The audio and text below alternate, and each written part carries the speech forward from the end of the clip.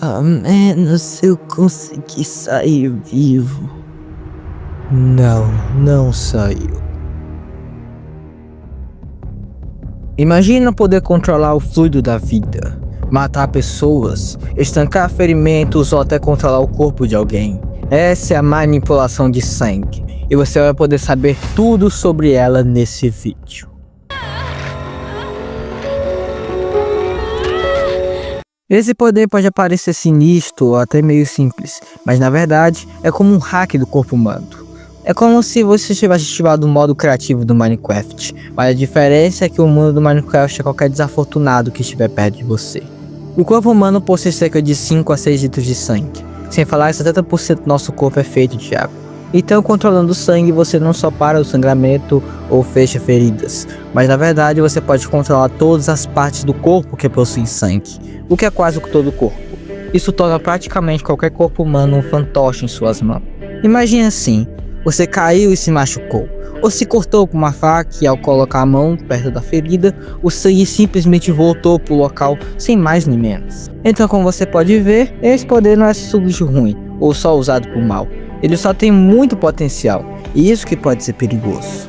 Se você tomar cuidado em como usá-lo, pode até salvar vidas com ele. Mas isso é outro assunto. Antes de ir para ele, você deve estar se perguntando como esse poder funciona, né? Bem, existe uma explicação mais técnica de como funciona a manipulação de sangue, além de apenas o controle mental do sangue. Basicamente, o sangue é feito dessas células que lembram a rosquinha, as hemácias. Elas que formam a base do sangue. Elas são nada mais nada menos do que transportadores de oxigênio. Sim, se você não sabe, o sangue serve para transportar oxigênio pelo corpo. É como se as artérias fossem avenidas e as hemácias são os caminhões que levam oxigênio. Apesar disso tudo, o sangue é um líquido, já que as hemácias são muito pequenas para o sangue ser sólido. Então há duas maneiras técnicas da manipulação do sangue funcionar. O usuário pode manipular os líquidos presentes no sangue, podendo controlá-los com o subpoder da manipulação da água ou dos líquidos. Ou pode manipular as hemácias em conjunto, tendo assim um controle maior do sangue, podendo fazer um estrago ainda maior. Também existe uma terceira forma que é mais rara, que é manipular o ferro do sangue, assim controlando ele por um todo, igual ao magneto, mas depois a gente volta pra isso. Já que sabemos que esse poder funciona, que tal ver o que podemos fazer com ele, e quais as desgraças e alegrias que essa habilidade pode trazer. Além do nível de poder clássico que todo poder tem, iniciante, intermediário, mestre, lendário, absoluto, etc. Como esse poder é bem variado, podemos dividir ele em tipos de uso. Ele pode ser usado para curar, assassinar, controlar, lutar e defender. E cada um desses usos faria conforme o nível de habilidade do usuário. Como o sangue está por todo o organismo e a perda dele pode significar morte, impedir que ele vaze ou até mesmo fazer uma ferida se recuperar mais rápido são formas óbvias de usar o poder de forma mais pacífica.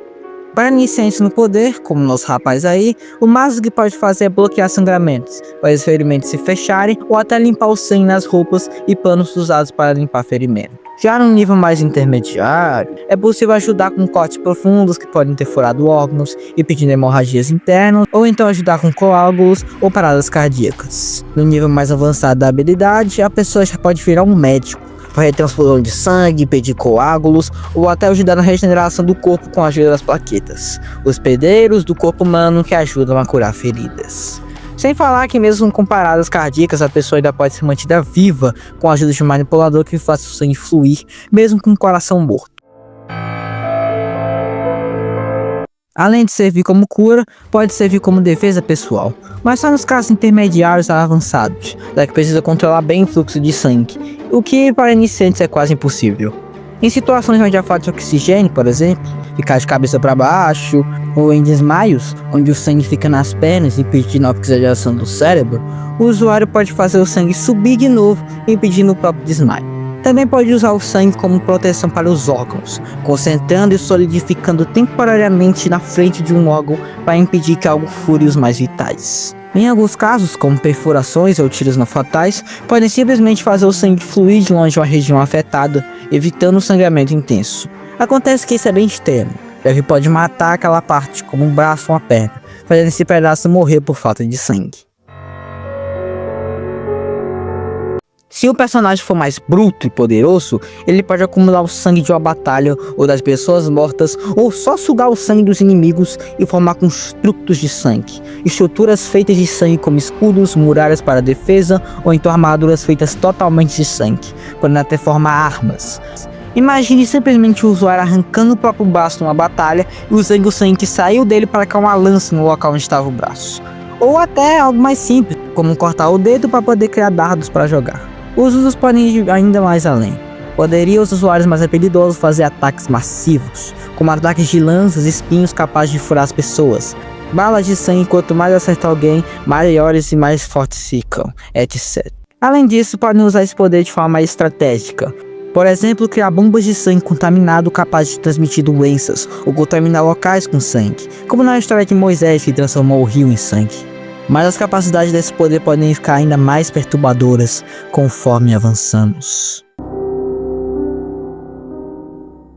Essa é clássica, então é um exemplo muito bom que deve ter traumatizado muita gente na infância. Mas simplesmente envolve usar o sangue das pessoas para controlar seus corpos e músculos, alterando o fluxo do sangue nas veias e artérias para controlar os outros. No nível mais inicial, pode simplesmente lançar as pessoas de um lado para o outro, como uma telecinese, só que mais bizarra. Poderia também controlar algumas partes isoladas do corpo, como braços ou pernas, ou então dar o boost neles, fazendo as pessoas poderem correr ou atacar mais rápido, como no exemplo a seguir. Vamos ser sinceros, que não foi tão ruim assim. Você é um gato, independente, não é como se eu fizesse isso toda...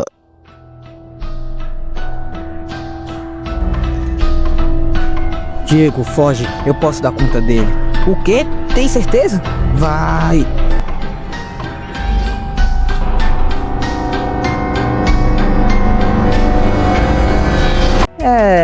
Bem, numa situação com o usuário tendo um nível intermediário, podemos ter aquele pesadelo conhecido.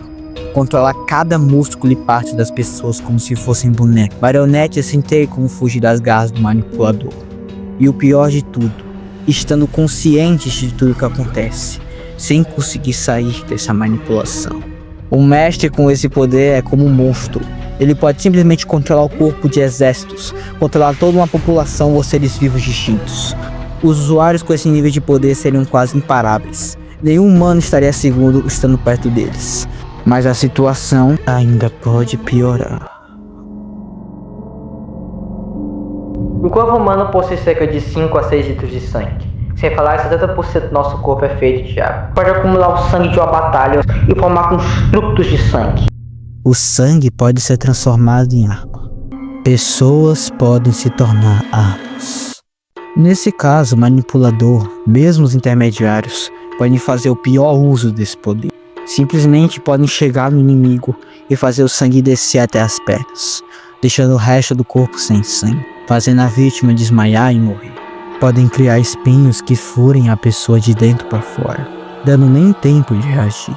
Quem sabe, podem fazer uma parte do corpo inchar e acabar fazendo ela explodir de tanto sangue. Mas não acabou por aí. Os usuários avançados podem fazer pessoas explodirem igual tomates, sugar todo o sangue das pessoas para fora, dobrar seus corpos de jeitos esquisitos, ou até cortar as pessoas no meio, transformando o sangue delas em navalhas. Contudo, os mestres podem ser ainda mais cruéis. Eles podem compactar pessoas em bolas minúsculas de carne e sangue como almôndegas humanas. Talvez possam congelar ou ferver o sangue de centenas, causando um massacre lento e doloroso, com cada parte do corpo queimando ou parando de funcionar. Eles podem simplesmente inverter o corpo das pessoas, fazendo todo o conteúdo de dentro e para fora da mesma forma que se inverte uma blusa. Em níveis de poder mais cósmicos e divinos, como deuses ou demônios cruéis, as possibilidades de causar sofrimento são vastas, como simplesmente juntar todos os humanos e seu sangue em uma besta deformada do que antes foram pessoas. Podem sugar todo o sangue das pessoas, deixando apenas corpos secos no chão, sem nenhum líquido que evidenciava alguma forma de vida neles. Se quiserem, poderão transformar cada massa em um mini explosivo para destruir todas as células do corpo de uma só vez, podendo acabar com toda a vida vertebrada do planeta em segundos. transformando o fluido da vida na maior arma de guerra já criada. A menos eu conseguir sair vivo. Não saiu.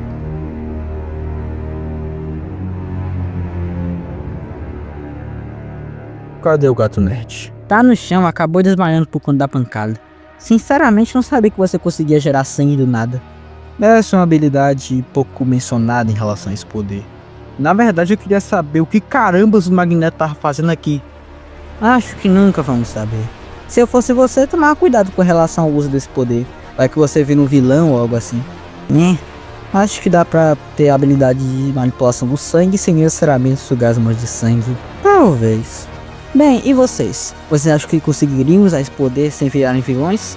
Gostaram desse poder e desse vídeo? Se você gostou e conseguiu aprender alguma coisa sequer, então deixa o like e um comentário aí que você quiser. Segue aí o Discord do canal pelo link da descrição. Nos vemos no próximo vídeo. Tchau!